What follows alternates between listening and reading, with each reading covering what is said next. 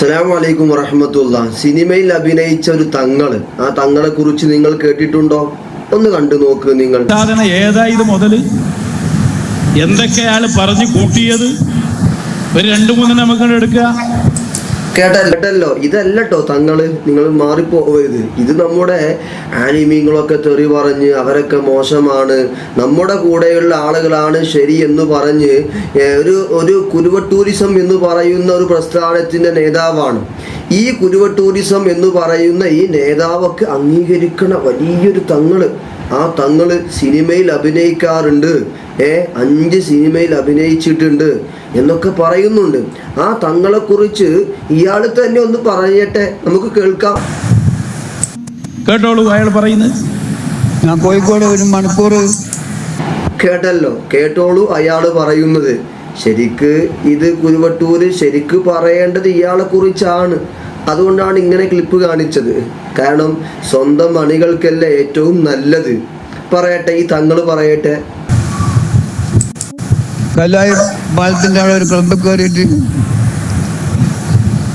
മഹാനായ ബാബുരാജ് എന്ത് ക്ലബ് കയറി തങ്ങള് മഹാനായ എന്തൊക്കെ കേൾക്കണത്?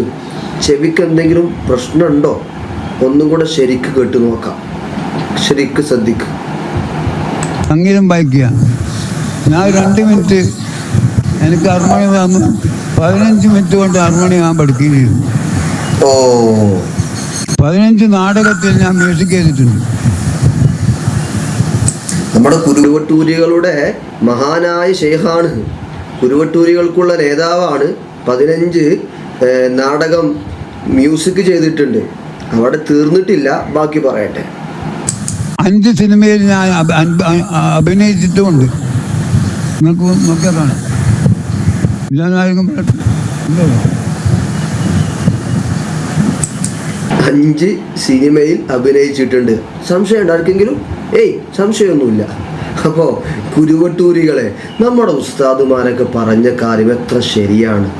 എന്നോ ഈ നൗഷാദിൻ്റെ പിന്നാലെ പോകണ്ട, ഈ ആഫിദിൻ്റെ പിന്നാലെ പോകണ്ട എന്ന് നമ്മുടെ ഉസ്താദുമാരൊക്കെ പറഞ്ഞ കാര്യം എത്രയോ ശരിയാണ്. ദിനം പ്രതി നമുക്ക് ബോധ്യപ്പെട്ടുകൊണ്ടിരിക്കുകയാണ്. ഞാൻ ഈ നൗഷാദിൻ്റെ വിഷയം ഇനി പറയണ്ട എന്ന് വിചാരിച്ച് എങ്ങനെ പറയാതിരിക്കും? നിങ്ങൾ ആലോചിച്ച് നോക്ക്.